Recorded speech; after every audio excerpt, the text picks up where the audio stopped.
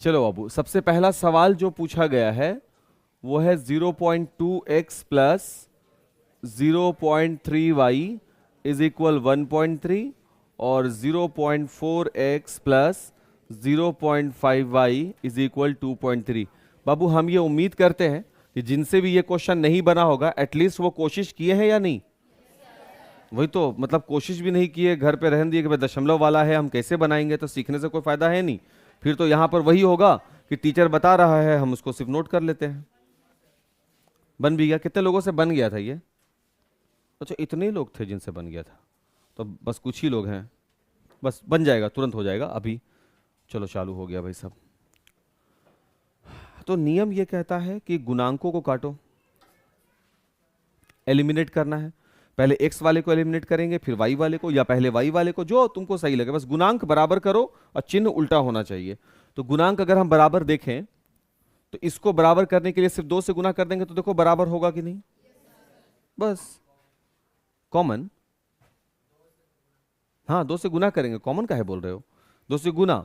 अब 2 से गुना करेंगे इसमें, देखो क्या बनेगा, 0.4x प्लस 0.3 को 2 से, दशमलव को पहले ध्यान मत दो, 3 दूना 6, एक अंक के बाद दशमलव क्योंकि एक अंक है, इंटू y, और वहां देखो 13 दूना 26, एक अंक के बाद दशमलव।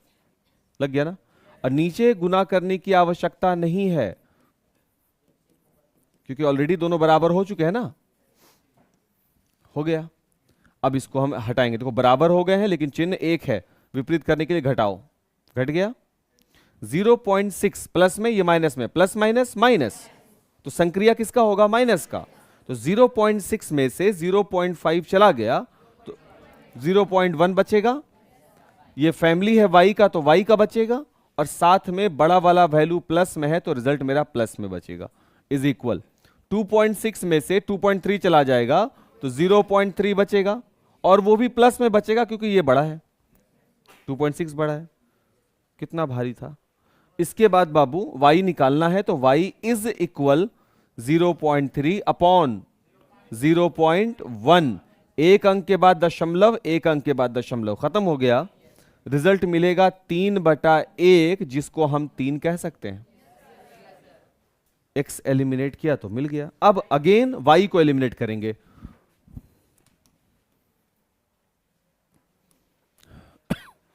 समीकरण 1 तथा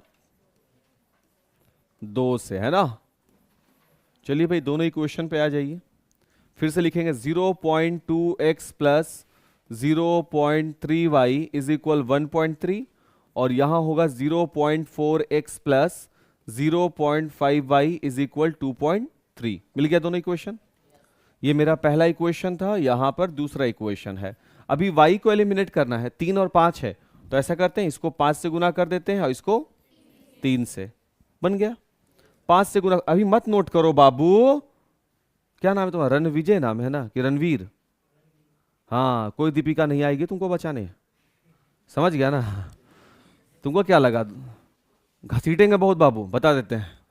5 से करो, 5 दूना 10, 1.0 इंटू एक्स प्लस 5 से करेंगे 5 तिया 15, 1.5 y होगा बाबू। 3 को 5 से करेंगे 15 होगा, एक अंक के बाद दशमलव लगा देंगे।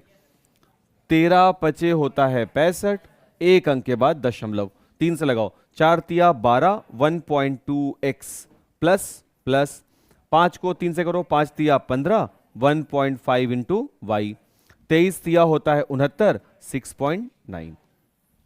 लग गया। ये भी माइनस, ये भी माइनस और ये भी माइनस। क्यों माइनस किए, चिन्ह बराबर है, वैल्यू बराबर जरूर है बट चिन्ह बराबर था तो उल्टा करना है, कैंसिल। 1.0 में 1.2 प्लस माइनस माइनस, 12 में से 10 जाएगा तो कितना मिलेगा, 2 2, एक अंक के बाद दशमलव है तो 0.2। सही है क्या। निशान देखो, बड़ा वाला ये वैल्यू है और बड़े वाले के साथ क्या लगा हुआ, माइनस, तो माइनस के साथ x इज इक्वल, यहां देखो प्लस माइनस माइनस, 6.9 में से 6.5 चला गया तो कितना मिलेगा, 0.4। लेकिन क्योंकि 69 बड़ा है, 65 छोटा वैल्यू है, 69 में से 65 जाएगा तो 4 मिलेगा, एक अंक के बाद दशमलव देना है, दे दिया। अच्छा, x निकालें तो ये है माइनस का 0.4 अब माइनस का 0.2 एलिमिनेट कर गया। एक अंक के बाद दशमलव दोनों तरफ खत्म।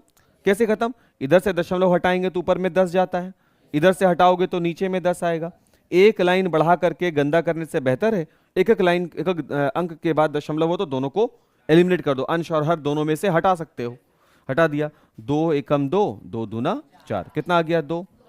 तो हमको जो दिख रहा है आंसर में वहां x बराबर 2 और y बराबर 3 दिख रहा है। बाबू शर्माना बिल्कुल नहीं है, आज पहली बार पढ़ रहे हैं, अगर गलत हुआ है आज सुधार करो, अगली बार गलती होगा तब शर्माना है, ठीक? अभी नोट करो, हम लोग एक भी क्वेश्चन को छोड़ करके नहीं बढ़ेंगे।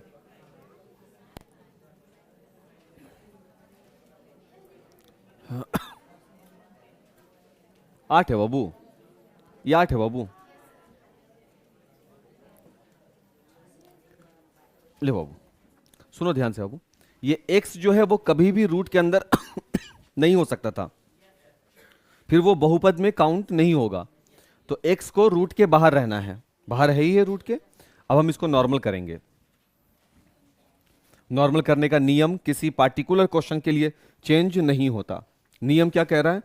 x का गुणांक बराबर करो, जब नहीं कुछ समझ में आए ऊपर में जो x का गुणांक है उसको नीचे वाले से, और नीचे में जो x का गुणांक है उसको ऊपर वाले से गुना करो। तो देखो बाबू, नीचे में x का गुणांक √3 है तो ऊपर में √3 से गुना कर दो, और ऊपर में x का गुणांक √2 है उसको नीचे √2 से गुना करो। बाबू एटलीस्ट इतना सा बात तो समझ में आएगा, ठीक है? अब उस √3 को √2 से जब तुम गुना करोगे ना तो रूट के परिवार में अंदर गुना हो सकता है, तो ये हो जाएगा √6, ये क्लास 9 में पढ़े होगे, और इंटू x हो जाएगा, प्लस √3 को √3 से गुना करोगे तो रूट में 9 आएगा, हालांकि 3 लिख सकते थे हम बट √9 लिखेंगे गुना करके, इंटू y इज इक्वल √3 को 0 से गुना करो, अब √2 को √3 से गुना करो तो √6 इंटू एक्स, माइनस √8 को √2 से गुना करो तो 4 लिख सकते हो, लेकिन हम अभी √16 लिख रहे हैं, y बराबर 0। मैथ बाबू एकदम अपने से बनाना है, कहीं से भी रेफरेंस नहीं लेना है, किताब उताब हेल्प बुक वगैरह से देख करके आंसर लिख करके यहाँ पे नहीं आना है, अपने से घर पे बनाना है, नहीं बनेगा लेकर आना है यहाँ पे, हम लोग डिस्कस करेंगे सब मिल करके। अब देखो दोनों वैल्यू बराबर हो गए ना, तो कट तो नहीं सकता, तो घटा दो, माइनस प्लस एंड माइनस, इसको प्लस इसलिए किया गया कि माइनस है, खत्म। √9 साथ में y लगा हुआ है, ये प्लस ना हो गया बाबू, प्लस √16 साथ में y लगा हुआ है बराबर 0। देखो दोनों को जोड़ना है ना बाबू, तो √9 में √16 को जोड़ दिया, या 9 का वर्गमूल 3y प्लस 16 का वर्गमूल बराबर 0, 7y is equal 0। Babu 4y 3y 7y और y is equal 0/7, that is 0। बाबू होगा ना ये चीज, खत्म। हाँ, और फिर देखो ना यहां इस क्वेश्चन को, यहां देखो सर y कॉमन ले सकते हैं, √9 प्लस √16 बराबर 0 लिख सकते हैं। बाबू यहां पर y कॉमन ले सकते हैं, √9 प्लस 16 लिख सकते हैं, तो y बराबर क्या हो जाएगा 0/√9 प्लस √16। क्यों होगा? क्योंकि y के साथ ये पूरा पद किस में है? गुना में, इधर आएगा तो भाग में, हो सकता था ना। और यहां से भी y बराबर 0 मिलेगा। सर आप इसको लिखना प्रीफर क्यों किए? और जवाब इसका यह है बाबू, आज यहां पर 0 है, कल यहां पर कोई संख्या होगा, सपोज यहां पे 2 रहता, 1 रहता, तब यहां पर 1/10 बनता, फिर उसके हर का परिमेयकरण करो। उस लफड़ा में पढ़ने से बेहतर क्या था, मैथ को हम यहीं पे सॉल्व कर दें कि 9 का वर्गमूल 3, 16 का 4, 7y बराबर 0, y बराबर अगर 1 होता तो 1/7, 2 रहता तो 2/7, -3 रहता तो -3/7। मैथ ऐसे आसान ना होगा, तो मैथ को हम लोग यहां पर इजी बनाए, उधर नहीं लेकर के गए। अब हमको क्या निकालना है बाबू? x का मान निकालना है ना। फिर से आ जाओ, दोनों इक्वेशन में चलते हैं, इसको हटा देते हैं। ऐसे भी बनाए थे कुछ लोग, कोई नहीं किए थे ऐसे। पुनः समीकरण 1 तथा समीकरण 2 से। फिर से लिखना होगा √2x plus √3y is equal 0। बातचीत नहीं बाबू। √8y। ये कौन पंचायती कर रहा बाबू? भन भना रहा है मधुमक्खी की तरह। अब इसको हम कितना से मल्टीपल लगा दें और इसको कितना से? क्यों सर? क्योंकि आप y वाले को एलिमिनेट करना चाहते हो। नीचे में y √8 से गुना है तो आप उसको √8 से गुना कर दिए ऊपर में, और ऊपर में y जो है वो √3 गुणांक के साथ है तो √3 नीचे लगा दिए। √8 को √2 से गुना करोगे 8 दूना 16 हो जाएगा, क्योंकि दोनों रूट में है इसलिए गुना हुआ, इंटू एक्स। प्लस √3 को √8 से करोगे तो रूट में आएगा 24y बराबर √3 को √3 से गुना करोगे √9x माइनस √8 को √3 से गुना करोगे √24y बराबर 0। और देखो यहां पे चिन्ह बदलने की जरूरत नहीं है, तो ये हो गया बाबू √16x √9x बराबर 0। 16 का 4x, 9 का 3x बराबर 0, 7x बराबर 0, x बराबर 0/7 और we can write it 0। Hence x is equal 0 and y is equal. यही मेरा सॉल्यूशन है। जिनका भी रॉन्ग हुआ बाबू सही से नोट करो। 7 नंबर बाबू।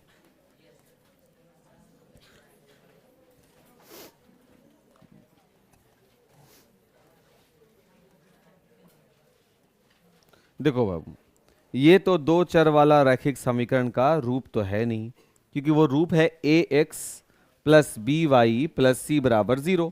बटे के फॉर्म में तो नहीं रखना है, तो हम इसमें क्या करेंगे, नॉर्मल बनाने के लिए इसका एलसीएम ले लेंगे। एलसीएम क्या हो जाएगा, कितनी बार में कट जाएगा? 3 को x से गुना करोगे तो 3x प्लस 3 से भाग लगाओगे 2 को गुना करोगे बराबर, इसी से यहां पे रिजल्ट आ जाएगा बाबू 3x प्लस 4y बराबर -6। समीकरण 1 ये बना मेरा समीकरण 1।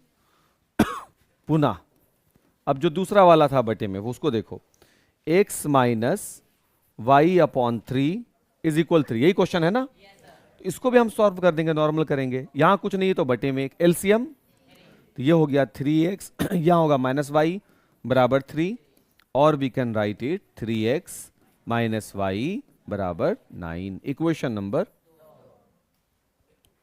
सही है क्या? और बताना पड़ेगा? बस हो गया। ये कर लिए थे तुम लोग? ये वाला कितने लोग बनाए हैं बताओ शुभम? इसका आंसर बताओ शुभम। x बराबर कितना आया है? x बराबर 2 और y बराबर 1। x बराबर 2 करेंगे तो 6 माइनस 4 2 आना चाहिए था, नहीं आया।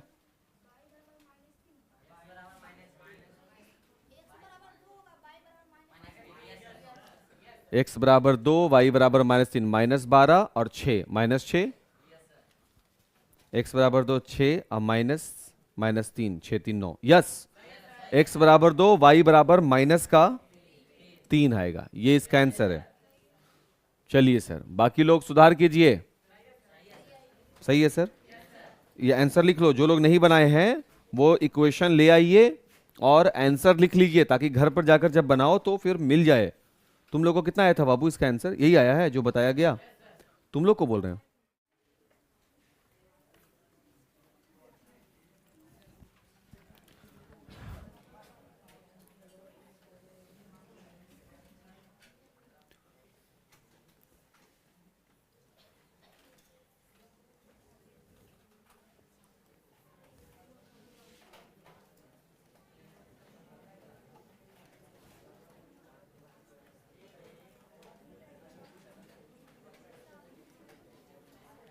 एक मिनट, अब कलम रख दो।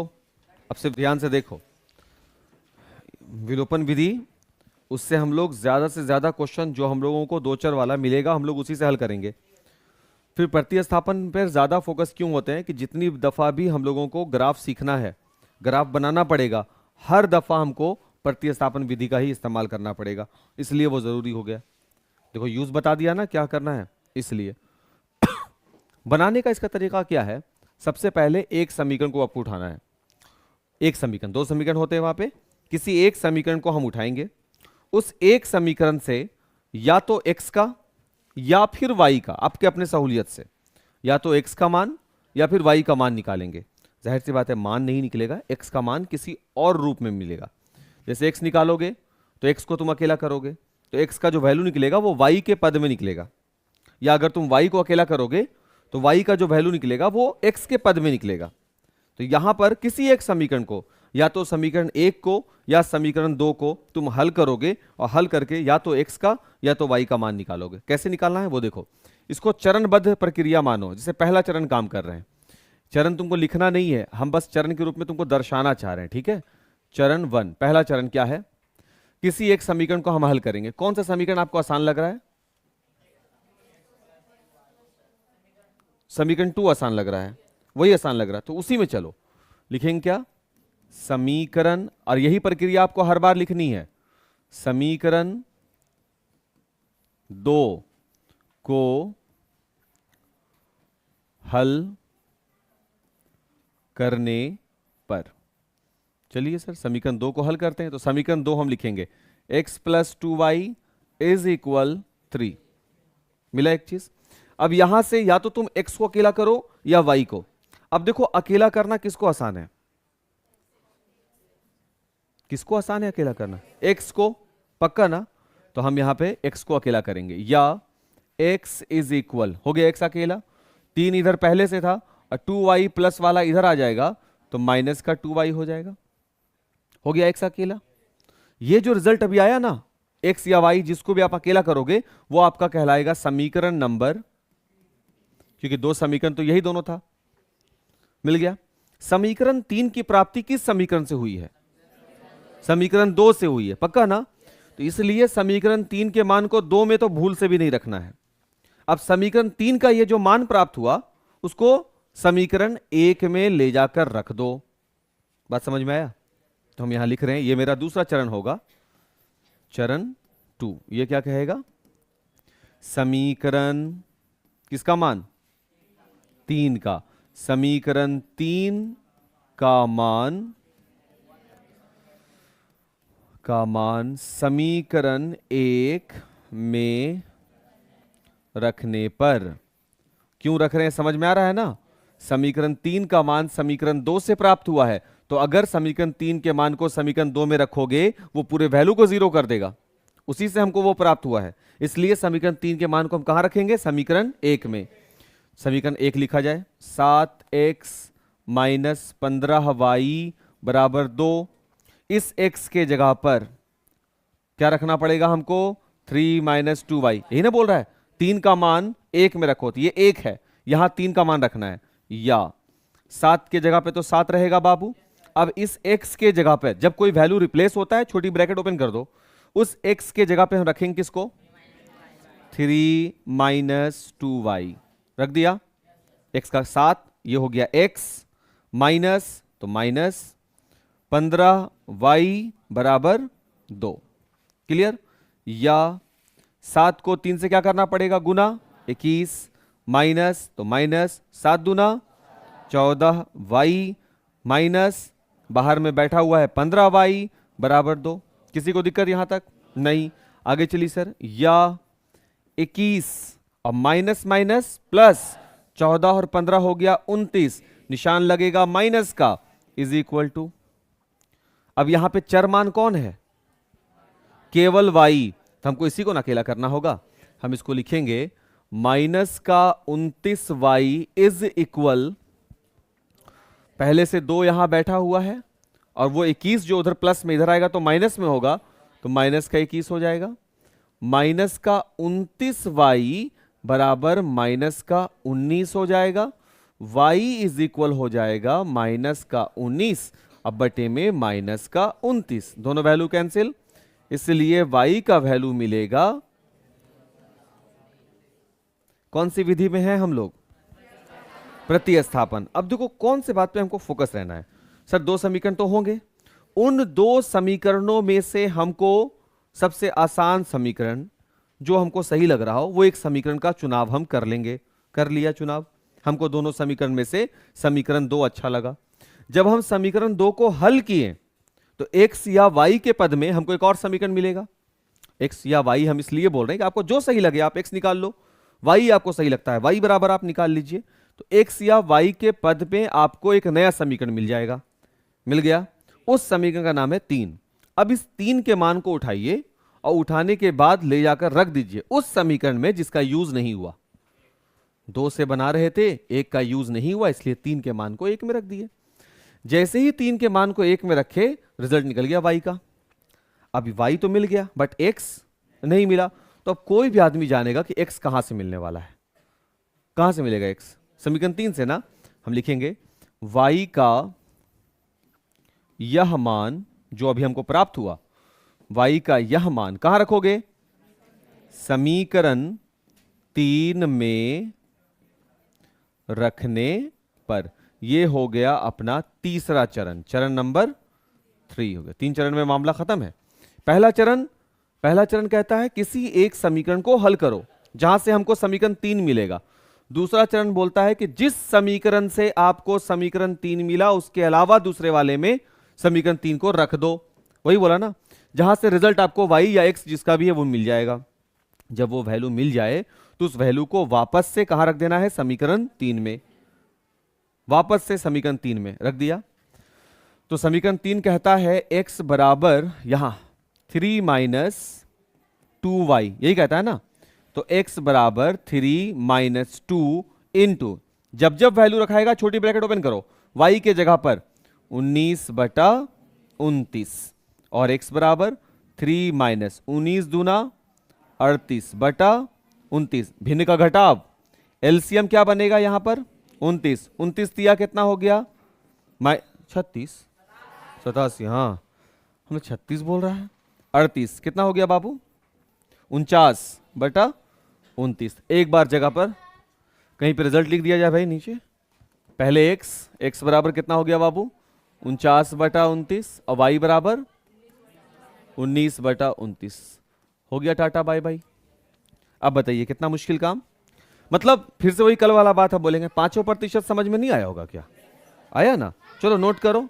हाँ आ रहे, बाय बाय। चलो तुम लोग पहले इसको नोट करो। आइए सर सेंटर पे आप। यही था, क्योंकि इसमें विलोपन तो नहीं है तो इसको हटा दिया जाए बाबू। समीकरण का नाम दिया हुआ है। नियम क्या कहता है? कोई एक समीकरण को हल करके समीकरण 3 प्राप्त कीजिए।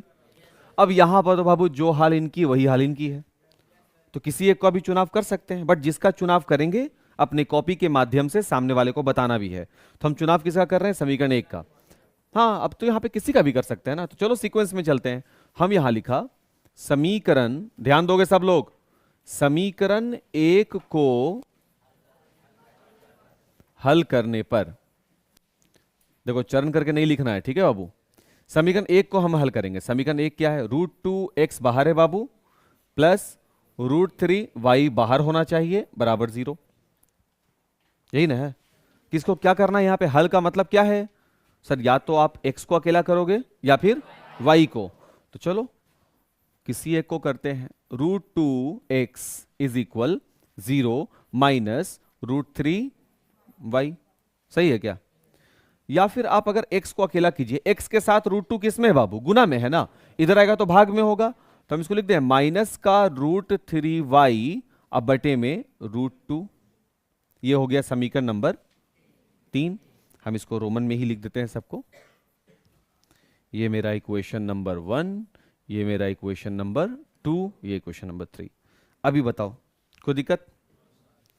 मतलब ये जो समीकरण 3 प्राप्त किया गया इसमें कोई दिक्कत है? अब इस समीकरण 3 के मान को समीकरण 1 में रख देना है?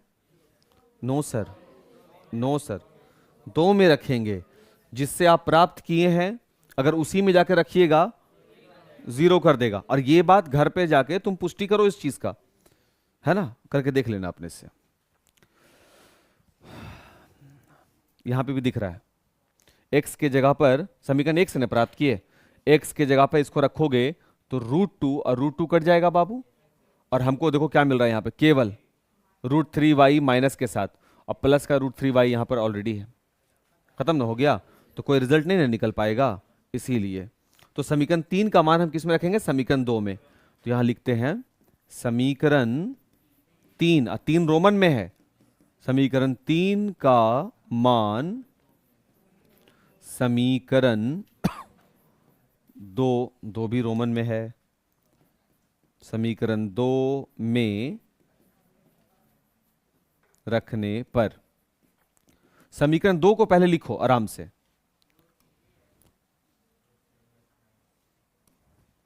√3x है ना बाबू, √3x माइनस √8y बराबर 0। हमको सिर्फ क्या करना है, x के जगह पर यह वैल्यू रखना है, तो बाकी चीजें एकदम चेंज नहीं होंगी, √3 जैसे था वैसे ही है। x देख बाबू, x के जगह पर वो वैल्यू, सॉरी 3 वाला जो वैल्यू आया है, माइनस का √3 इंटू वाई अपॉन √2 रख देंगे। आया बात समझ में? और माइनस का निशान जैसे यहां पर ये माइनस तुम देख रहे हो, माइनस लग जाएगा, √8 जैसे था वैसे ही हो जाएगा, y का कोई रिप्लेसमेंट नहीं है वैसे ही रह जाएगा, बराबर 0। अब बताओ कौन सा बात समझ में नहीं आया? जब जब वैल्यू रिप्लेस किया जाएगा छोटी ब्रैकेट में रखना है, ये बात हम पहले क्वेश्चन में बोला, सेकंड में भी बोल रहे हैं। रूट वाला क्वेश्चन था सर कैसे बनेगा, तुम देखो कि रूट का कैसे बनेगा, दशमलव का कैसे बनेगा पर थोड़ी ना विचार होगा, नियम नहीं बदलेगा। कल भी हम यही बात बोल रहे थे, नियम नहीं बदलेगा, नियम जैसे चल रहा है। या ये कट सकता है क्या? नहीं, तो ये तो गुना हो जाएगा ना बाबू, तो √3 को √3 से गुना करोगे तो √9, चलो एक लाइन बढ़ा देते हैं, माइनस का √9 और साथ में y, और बटे में क्या आएगा, रूट का 2, अब माइनस का देख बाबू यहां पे √8 इंटू वाई है और बराबर 0, सब y का पद है, यानी पहले इसको हमको क्या करना है, नॉर्मल किया जाए। नॉर्मल सर एलसीएम बनेगा यहां पर बाबू, तो √2 और 1 का लघुत्तम √2 ही होगा। अब √2 को √2 में भाग लगा दो, भागफल कितना आएगा 1, और उस 1 को माइनस के √9 से गुना कर दो तो माइनस का √9y रहेगा। माइनस का निशान यहां भी लगा हुआ है, माइनस लगा दिया, 1 से √2 में भाग लगाओगे, भागफल √2 रहेगा, और उस √2 को √8 से गुना कर दो तो रूट का 16 हो जाएगा, साथ में y, अब बराबर इधर कितना वैल्यू है 0। देख बाबू ये भिन्न का जोड़ घटाव दिक्कत दे रहा है, फंस रहा है यहां मामला, ठीक। माइनस का निशान, 9 का वर्गमूल 3 माइनस 16 का वर्गमूल बराबर 0 को √2 से गुना करेंगे बाबू 0, माइनस का 7y होगा बाबू बराबर 0, और y बराबर कितना मिलेगा बाबू 0 बटा -7 दैट इज 0। तो याद करो अभी विलोपन से जो बनाए थे तब भी y बराबर 0 आया था और x भी 0 आया था, वी हैव टू चेक कि क्या x भी 0 आता है कि नहीं। तो ये जो वैल्यू प्राप्त हुआ इसको कहां रखना होता है, अब मेरे कहने पे मत जाओ, तुम खुद सोचो, तुम यहां रख सकते हो वहां रख सकते हो, लेकिन यहां देखो साफ तो लिखा है कि x बराबर ये होगा, तो x का मान हमको तब प्राप्त होगा जब √3 को y से गुना करके √2 से भाग लगा दोगे। तो हम यहां पर लिख सकते हैं कि y का यह मान समीकरण 3 में रखने पर, समीकरण 3 में रखने पर रख दिया जाए तो समीकरण 3 है x इज इक्वल -√3 अपॉन √2 और y के जगह पर 0, क्योंकि y 0 आया है, और फिर वैल्यू रख रहे हैं इसलिए फिर छोटी ब्रैकेट में डाल दिया, और 0 से किसी को भी गुना करो वैल्यू 0 है ना, और 0 में किसी से भाग लगाओ वैल्यू फिर से 0, हेंस x भी क्या हो गया 0 है ना, इसका वैल्यू आ गया 0। हम यहां लिख रहे हैं x बराबर भी 0 और y बराबर भी 0। अब बताओ क्या नयापन हो गया कुछ, देखो नियम पर स्टिक रहोगे, गणित कभी भी गलती नहीं होने देगा। रणवीर सिंह काहे तंग कर रहे हो बाबू, हैं तो काहे नीचे काहे देख रहे हो, हमको देखो ना, 5 फीट 8 इंच का आदमी ऊपर से 1.5 फीट के हाइट पे खड़ा है, फिर इधर उधर काहे ताकेगा आदमी, थोड़ा ध्यान दे दो बाबू। टीचर फिर बाद में चिल्लाएगा, फिर बाद में गुस्साएंगे तो बोलोगे सर आपका बीपी लगता हाई रहता है। तो सीख लो बाबू सीख लो, बहुत इंपॉर्टेंट बात है, 2-2 नंबर छूट जाएगा इसी एग्जाम में, बड़ा अफसोस लगेगा फिर बाद में। तो नोट किया जाए सर इसको, और नोट करने के दौरान बाबू थोड़ा भी दिक्कत लगे तुरंत सवाल करना। हम इसको सेट हो गया, चलो पहले ना बाबू जब टीचर पढ़ा रहा हो ना तो कॉपी उपी में कुछ पहले यहां